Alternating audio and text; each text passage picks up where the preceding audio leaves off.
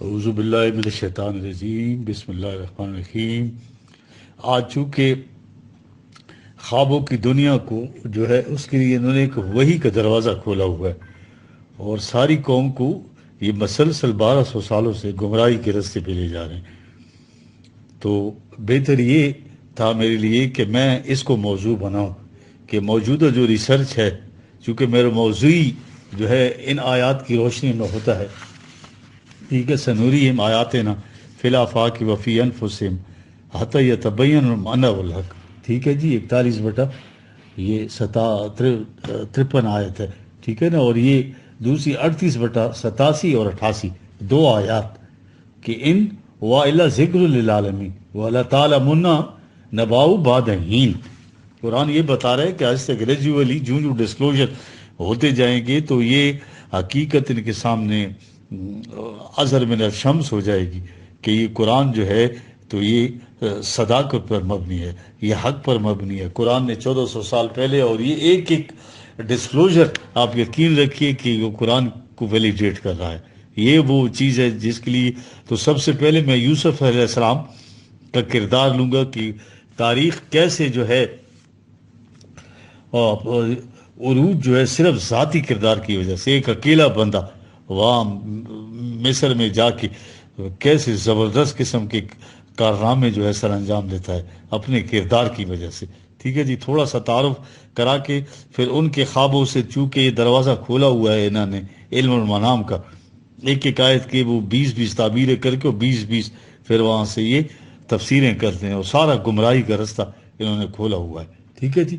تو یہ حضرت ابراہیم علیہ السلام نے اپنے وطن معلوم سے ہجرت کر کے شام اور کنان میں آ کر مملکت قائم کی تھی، ٹھیک ہے جی، جو آل ابراہیم تک رہی۔ یہ 454 آیت ہے۔ چھوٹا بیٹا اسحاق اس مملکت کا نگران، جبکہ بڑا بیٹا اسماعیل کعبے کی تولیت کے لیے حجاز میں آ کر بس گیا۔ اسحاق کا بیٹا جو یعقوب بھی تھا وہ بھی کنان میں رہا۔ یوں نظر آتا ہے کہ ان کے زمانے میں مملکت سمٹا کر جو ہے قبیلے کی سرداری تک محدود ہو کے رہ گئی تھی۔ یوسف ان کے بیٹے تھے۔ داستان یوسف میں کس قسم کی تضاد یا انقلاب کا تذکرہ نہیں، یہ ہے وہ حقیقت کہ کس طرح ایک فرد کی جوہر ذاتی سیرت کی بلندی اور کردار اسے خاک نشین سے اٹھا کر مدارج و مناسب انسانیت کی انتہائی بلندیوں تک پہنچا دیتے ہیں۔ لیکن اس راستے میں قدم قدم پر ایسی صبر آزماؤ اور نظر فریب گھاٹیاں آتی ہیں کہ اگر پاؤں پھسلا تو سیدھا ذلت و خواری کے جہنم میں گرا۔ ان پرآشوب راستوں سے دامن بچاتے ہوئے مردانہ وار صحیح سلامت آگے بڑھ جانا یقیناً قرآن کے الفاظ میں من العزم الامور ہے۔ یہ ہے وہ راستہ جس میں ہر چشم بصیرت کو قدم قدم پر جہان یوسفی کی رانائیاں جلوہ بار نظر آتی ہیں۔ اس عظیم مقصد کو بیان کرنا ضروری ہے کہ جس کے لیے قرآن نے اس داستان کو اس تابندگی سے پیش کیا ہے۔ مساعد حالات اور موافق ماحول میں راز بازی اور دیانتداری کی زندگی بسر کرنا چنداں دقت طلب نہیں۔ مشکل وہاں پڑتی ہے جہاں حالات مخالف اور نہ مساعد ہوں۔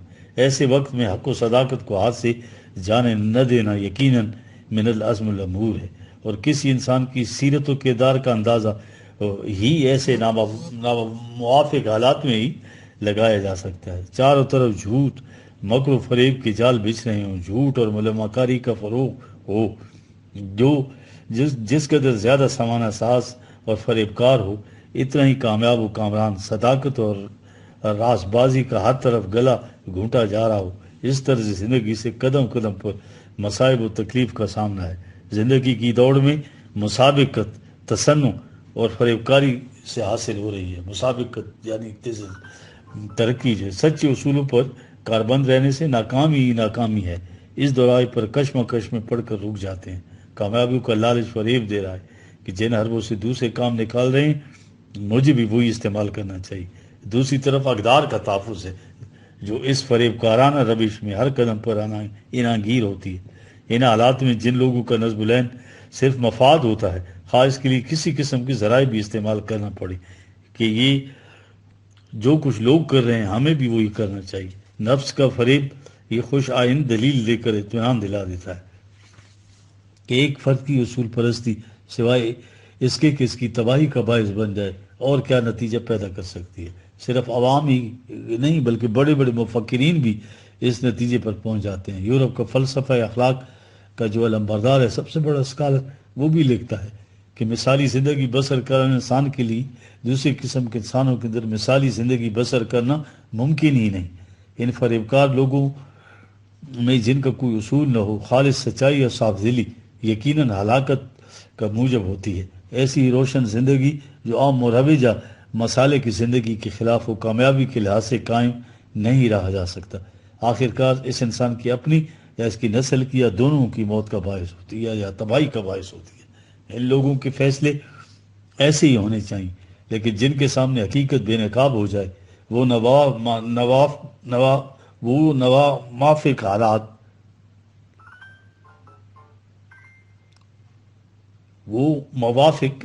موافق حالات اور نامساعد احوال و ظروف کے سامنے چٹان بن کر کھڑے رہتے ہیں۔ پھر دنیا دیکھتی ہے کہ آخر الامر ان کے اپنے سامنے یا بعد میں ماحول کو ان کی روش کے تابع ہونا پڑتا ہے۔ ٹھیک ہے، ان کی حیات طیبہ کا ایک ایک لمحہ یوسف علیہ السلام کی اس حقیقت کبریٰ کا آئینہ دار ہوتا ہے۔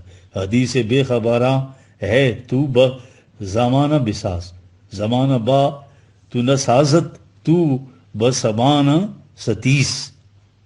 یوسف کی داستان اس حقیقت کی پردہ کش ہے کہ اس میں شک نہیں کہ ایک شخص کا کردار باطل کے نظام کو الٹ کر حق کا نظام قائم نہیں کر سکتا۔ اس کے لیے ایک جماعت کی ضرورت ہوتی ہے، لیکن اس شخص کا مثالی کردار اس قسم کی جماعت پیدا کرنے کے لیے بڑا مومد و معاون فرسٹ کرسٹل بن جاتا ہے۔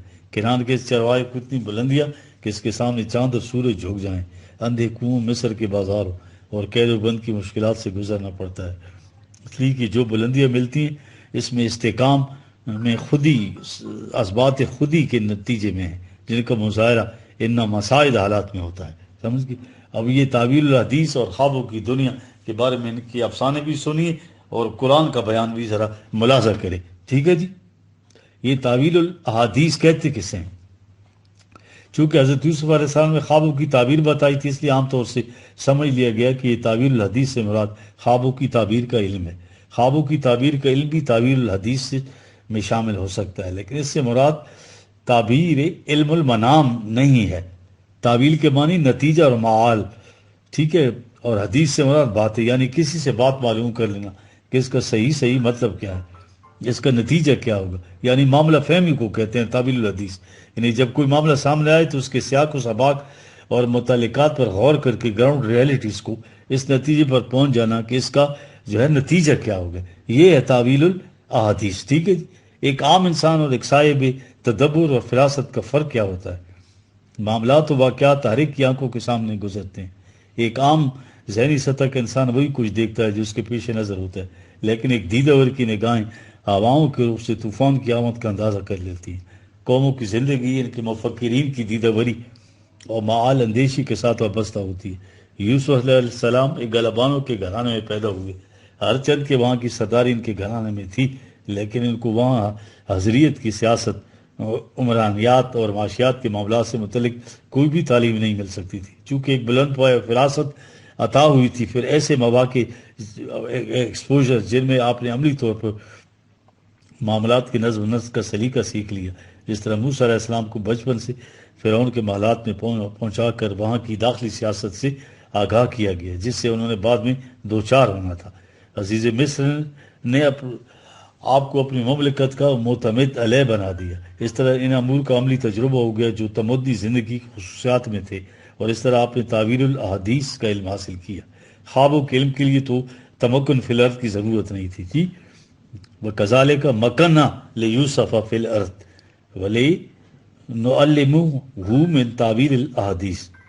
ٹھیک ہے جی، یہ 12/21 آپ نے حسن و تدبر سے ان امور کا انتظام کیا کہ سب آپ کی گرویدہ ہو گئے، اور پھر اللہ کا شکر ادا کیا۔ 12/101 روی قد آتینی من الملک وعلمتنی من تعویل الحدیث، تو اللہ کا شکر ادا کیا کہ اختیار و اقتدار کا مالک بنا دیا، اور مجھے جو ہے تدبر امور اور عاقبت اندیشی کا علم و سلیقہ عطا فرما دیا۔ سو تعویل الحدیث سے مراد پیش نظر احوال و قوائف سے استنباط یعنی نتائج کی صلاحیت ہے، یہ ہے اس سے مراد۔ اب آئیے نا ذرا خوابوں کی دنیا میں چلتے ہیں۔ پھر یوسف علیہ السلام کو دیگر جو پیغمبر ہیں ان کے خواب دیکھتے ہیں کہ ان کا قرآن کیا کہتا ہے اور یہ موجودہ ریسرچ کیا کہہ رہی ہے خوابوں کی دنیا میں، یہ لازمی ہے، میرا سبجیکٹ یہی ہے جی، ٹھیک ہے جی۔ جو ہی انفس و آفاق سے کوئی ڈسکوری ہو تو وہ قرآن کی ہر آیت کو ویلیڈیٹ کرتی ہے جی، یہ میرا یہی سبجیکٹ ہے جی۔ خوابوں کی دنیا میں اب چونکہ داستان یوسف میں خوابوں کے تذکرے کو نمایاں حیثیت حاصل ہے، خواب کی حقیقت کیا ہے، اصل حاضر میں تجزیہ نفس یعنی سائیکو انالسٹ کے ماہرین بالخصوص فرائیڈ اور اس کے مکتب فکر نے اسے اسپیشلی اپنی تحقیق و تفتیش کا جو ہے تو سبجیکٹ بنایا ہے۔ چونکہ یہ علم ہنوز جو ہے اپنے عہد طفولیت میں ہے، اس لیے روشنی ابھی دھندلی سی ہے، لیکن بئی ہمہ اس کے کچھ گوشے ضرور سامنے آ چکے ہیں۔ اس علم کے مطابق انسان میں نفس شعوریہ کے ساتھ ساتھ نفس غیر شعوریہ بھی کار فرما ہے۔ انسانی زندگی کے بہت سے احوال جو ہے نفس شعوریہ کچھ وقت تک یاد رکھتا ہے، لیکن اس کے بعد یا تو ان واقعات کو اکثر بھلا دیتا ہے یا ان کے خصوصی تاثرات کو اپنی لوح سے مٹا دیتا ہے۔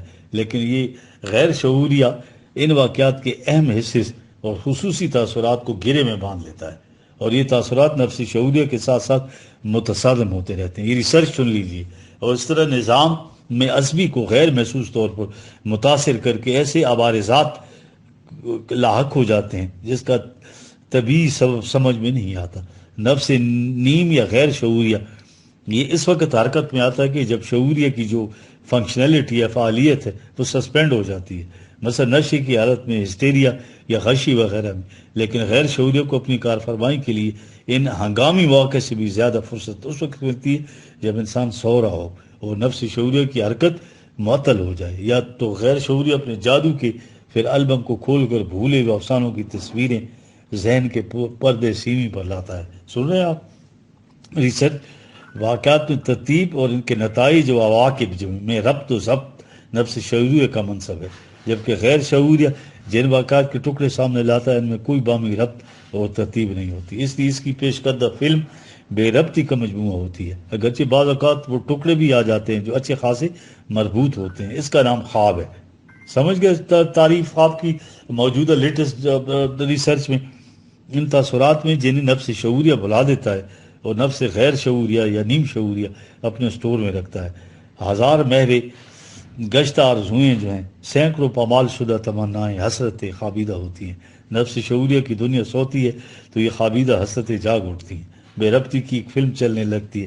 جب شعوریہ کی آنکھ کھلتی ہے تو اس افسانے کے بعض ٹکڑے کسی بھولے ہوئے واقعے کی یادوں کو تازہ کرا دیتے ہیں، جیسے بانسری کی آواز دور سے دل میں میٹھا میٹھا درد پیدا کر دیتی ہے۔ اکثر و بیشتر خواب کا افسانہ بے ربطی کی نظر ہو جاتا ہے۔ علم تجزیہ نفس کے ماہرین سائیکو انالسٹ جو ہیں خوابوں کے ان بے ربط ٹکڑوں سے غیر شعوریہ نفس کی تہہ میں چھپے ہوئے رازوں کی ٹوہ لگاتے ہیں، جس کو بڑی صبر آزما محنت کرنی پڑتی ہے۔ وہ خواب والے کی سابقہ زندگی کے احوال و قوائف معلوم کرتے ہیں اور پھانسوں کی تلاش کرتے ہیں جو رگ جام میں ڈوب کر پھر نہ ابھری ہوں۔ اس طرح وہ اس شخص کے خیالات کی روح سے ذہن کی افتاد کا مطالعہ کرتے ہیں، پھر بعض نتائج اخذ کرتے ہیں، لیکن یہ سارا کچھ جو ہے نا قیاسی ہوتا ہے، حتمی طور پر وہ بھی کچھ نہیں کہہ سکتے۔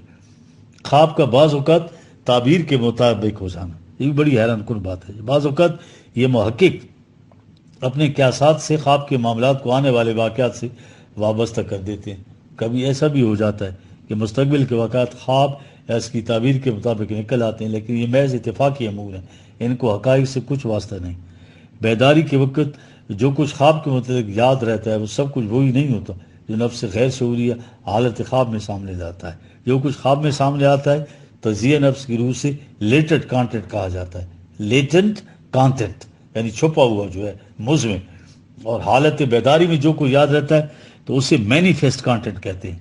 لیٹنٹ کانٹینٹ سے مینیفیسٹ کانٹینٹ جو ہے کا سراغ لگانا یہ تعبیر کہلاتا ہے۔ تعبیر کی تعریف سنا ہے آپ نے موجود ریسرچ میں جی؟ مثلا آپ کی شدید تمنا ہے کہ آپ کو مستقبل فلاں حادثے میں ڈھلے، لیکن حالات اور واقعات آپ کو ادھر جانے نہیں دیتے۔ آپ کا نفس شعوریہ حالات اور واقعات کے مطابق کام کرتا ہے، لیکن جو ہی آپ سوتے ہیں نفس غیر شعوریہ آپ کی تمنا کی سوئی ہوئی دنیا کو بیدار کر دیتا ہے اور وہ حسین خواب کی شکل میں سامنے آتی ہے۔ جب آپ جاگتے ہیں تو پھر اپنے اعمال و ضرور کے مطابق مصروف کار ہو جاتے ہیں۔ اب آخر میں دو صورتوں میں سے ایک صورت پیدا ہوگی، یا تو آپ کا مستقبل آپ کی آرزوؤں کے خلاف عام احوال و ظروف کے قلب کے روپ میں پیش کرتے ہیں، محض وامہ بن کر رہ جائیں گے۔ اگر ایسا ہو گیا تو اپنے اعمال و ظروف کے الرام اپنے مستقبل کو اپنی خواہشات کے مطابق منتشکل کر لیا، تو اس صورت میں آپ کے خواب حرف بحرف سچ بن کر سامنے آ جائیں گے۔ تو اس وقت آپ کہیں گے کہ مجھے پہلے خواب میں اشارہ ہو گیا تھا کہ میرا مستقبل کیا بننے والا ہے۔ اس طرح خواب جو ہے پیشگوئی پروفیٹک ہو جائیں گی، ٹھیک ہے۔ اس پر دیگر واقعات کو بھی قیاس کیا جا سکتا ہے۔ بہت سی باتیں اتفاقی امور سے متعلق ہوتی ہیں۔ یہ تحقیقات ابھی ابتدائی مراحل میں ہیں۔ خواب انسان کی اپنی گمگشتہ خیالات و تصورات اور دبی ہوئی آرزوؤں کی صدائے بازگشت ہوتی ہے، انہیں کسی اور دنیا سے کوئی تعلق نہیں ہوتا۔ سمجھ گیا؟ جیسے یہ وہی کہتے ہیں کہ یہ وہی ہے جی، 40واں حصہ ہے، دروازہ کھول لیا وہی کا ادھر سے۔ جس قسم کے خیالات، وہ مرزا غلام احمد قادیانی بھی اس طرح سے پیغمبری کا دعویٰ کر بیٹھے ان کی روایت سے فائدہ اٹھا کر۔ جس قسم کے خیالات اس قسم کے خواب ہو، جن لوگوں کے خیالات اور مقاصد پاکیزہ ہوں گے، ان کے خواب بھی آئینے کی طرح مصفہ۔ اس لیے انبیاء کرام کے خواب بھی جو ہے رفعت و بلندی میں انسانی امکان کی بلند ترین سطح پر ہوتے تھے۔ خواب کی تعبیر، اس کا تعلق انسانی فراست سے ہے، جو مختلف احوال و ظروف کی روشنی میں قیاساً کسی نتیجے پر پہنچا دیتی ہے۔ ایسی تعبیرات محض ظنی اور قیاسی ہوتی، اس میں نبی اور غیر نبی کا فرق نہیں ہوتا۔ نبی بھی اس باب میں جو کچھ کہے گا اس کی ذاتی یعنی بشری فراست ہوگی، وہ وہی پر مبنی نہیں ہوگا۔ دیکھیں نا یہ 1244 اضغاث الاحلام، پریشان خیالی، اس کا ترجمہ کر سکتے ہیں، یعنی پریشان خیالی بعض اوقات طبیعت کے اثر سے بھی خواب مرتب ہوتے ہیں۔ مثلا سوتے میں پیاس لگے تو انسان خواب میں دیکھتا ہے کہ آگ میں جھلس رہا ہے یا پھانسی کا پھندا گلے میں پڑا ہے۔ یہ خواب محض مزاج کے اثرات ہوتے ہیں، ان کو اضغاث احلام کہتے ہیں، طب کی دنیا میں کہا جاتا ہے۔ نبیوں کے خواب، پہلا خواب یوسف علیہ السلام کے، حالانکہ ان کے بچپن کا زمان، لیکن خانواد نبوت کا چراغ اور خود بھی ہونے والا نبی، اس لیے خواب بھی انہی بلند خیالات کا آئینہ دار، جن کی آماجگاہ آپ کا قلب و دماغ تھا۔ شمس و قمر و ستارے سجدہ ریز، یہ تھا خواب، اور اس کی تعبیر بتانے والے یعقوب علیہ السلام، جن کو بیٹے کا تالے بلند اس کی سیرت کی پیشانی میں درخشاں نظر آ رہا تھا۔ ٹھیک ہے جی۔ اب قید خانے کے ساتھیوں کے خواب دیکھیں۔ دوسرا قید خانے کے ساتھیوں کا خواب تھا، جس کی تعبیر کے سلسلے میں کہا جا سکتا ہے کہ کچھ وقت تک ساتھ رہنے سے فراست یوسفی نے بھانپ لیا ہوگا کہ ان میں سے ایک واقعی بے گناہ، دوسرا مجرم۔ خود ان کے خیالات کی روح سے پہچان لینا بھی مشکل نہ تھا، اس لیے ان کے خوابوں کی تعبیر چندان دشوار نہ تھی۔ یہ دراصل آپ کی صلاحیت جو تھی تعویل الاحادیث صحیح کا ایک مظاہر تھا، یعنی اس میں معاملہ فہمی کو زیادہ دخل تھا۔ لیکن اس سلسلے میں دو باتیں قابل غور ہیں۔ ایک جگہ قرآن اس تعبیر کا ذکر اس انداز میں کیا ہے کہ جس سے سوچ کا رخ اس طرف جا سکتا ہے۔ خدا نے اس کا علم آپ کو بذریعہ وحی دیا ہے، تعبیر بتانے کے بعد فرمایا۔ یہ 12:41 آیت ہے جی، 12 سورہ ہے۔ قضی الامر الذی فیہ تستفیان، قضی الامر الذی فیہ تستفیان یعنی فیصلہ ہو چکا ہے۔ دوسری جگہ ہے وقال للذی ظن انہ ناج منہما، یہ 12:42 ظن انی یعنی اندازہ لگایا تھا کہ وہ چھوٹ گئے تھے، ظن کی بات، یعنی یہ تعبیر یوسف کا ظن تھی۔ ٹھیک ہے، وقال للذی ظن انہ ناج منہما، ان دونوں میں سے ایک جو ہے تو ٹھیک ہے، یہ قیاس اور اندازہ تھا، یعنی یہ یقینی بات نہیں تھی۔ اس سے آیا ہوتا ہے کہ آپ کی اپنی فراست کا نتیجہ تھی، وہی کی صورت میں اسے ظن نہیں کہا جا سکتا تھا۔ سمجھ، وہی تو یقین کی انتہائی شکل ہوتی ہے جی۔ تیسرا خواب بادشاہ کا۔ اب یوسف علیہ السلام جیسے دیدور صاحب فراست کے لیے جس ملک کا یقیناً گہری نظر سے مشاہدہ مطالعہ کر رہے ہوں گے، یہ اندازہ لگانا مشکل نہ تھا کہ ملک کی زرعی معیشت کس طرف جا رہی ہے۔ اس کا آئینہ دار بادشاہ کا خواب تھا۔ اس میں قرآن نے یہ نہیں کہا کہ اس کی تدبیر اور تعبیر کی بنیاد جو ہے وہ وحی کا علم تھی۔ آپ سمجھ لیں، یہ پوائنٹ ہے اس نے کہا۔ ابراہیم کا خواب، ابراہیم خواب میں بیٹے کو ذبح کریں، انہوں نے اسے خدا کا حکم سمجھ لیا اور بیٹے کو ذبح کرنے پر آمادہ ہو گئے۔ اس میں اللہ نے کہا یہ تو محض خواب ہے، یعنی حقیقت نہیں ہے۔ دیکھ رہے ہیں جی، یعنی اللہ اس کو ڈینائی کر رہا ہے اس کو کہ بھائی یہ خواب ہے، حقیقت نہیں ہے۔ رسول کریم صلی اللہ علیہ وسلم کے خواب دیکھیں۔ دوسرا خواب رسول اکرم صلی اللہ علیہ وسلم کا ہے، صلح حدیبیہ سے متعلق کہ آپ ہجرت فرما کر مکہ سے مدینہ تشریف لے آئے، مشن کو نمایاں کامیابی حاصل ہوئی۔ چونکہ اس نظام کا مرکز کعبہ تھا، جس کی تولیت کی آرزو دل میں شدت سے رہتی تھی، اسی شدت سے آرزو کا نتیجہ تھا کہ آپ نے 6 ہجری میں خواب دیکھا کہ آپ مکہ میں صحابہ کے ساتھ طواف کر رہے ہیں۔ اس وقت مسلمانوں میں حج فرض نہیں ہوا تھا، لیکن زمانہ قبل اسلام عرب حج اور عمرہ بھی کیا کرتے تھے۔ چنانچہ آپ نے عمرے کے ارادے سے مکے کا قصد فرمایا تو شدت شوق میں صحابہ کی 1500 جماعت ہم رکاب ہو گئی۔ ابھی مکہ سے ایک منزل دور حدیبیہ کے مقام پر تھے، قریش نے پیغام بھیجا کہ آپ مکہ میں داخل نہیں ہو سکتے، اگلے سال آئیں۔ چنانچہ معاہدہ ہو گیا اور آپ مدینہ واپس آ گئے۔ اس سے دل میں کھٹک سی ہوئی، جب آپ نے خواب کی بنا پر عزم کیا تھا تو پھر کامیابی کیوں نہ ہوئی؟ آپ نے فرمایا میں نے یہ تو نہیں کہا تھا کہ ہم اس سال حج کریں گے۔ قریش نے آپ کی ناکامی اور خواب کا خوب ڈھڈورا پیٹا۔ ٹھیک ہے جی، اب یہ 17/60 ما جعلنا الرؤیا التی اریناک الا فتنۃ للناس۔ ٹھیک ہے جی، اور جب فتح مکہ کے بعد حضور صلی اللہ علیہ وسلم فاتح و مقصود داخل ہوئے تو کہا لقد صدق اللہ رسول الرؤیا بالحق۔ 48/27 دیکھ رہے ہیں، خواب سچا دکھا دیا۔ علم المنام کا دروازہ، خواب انسان کے اپنی خیالات و تصورات کا پریشان سا عکس ہوتے ہیں، کسی اور دنیا سے ان کا کوئی تعلق نہیں ہے، لہٰذا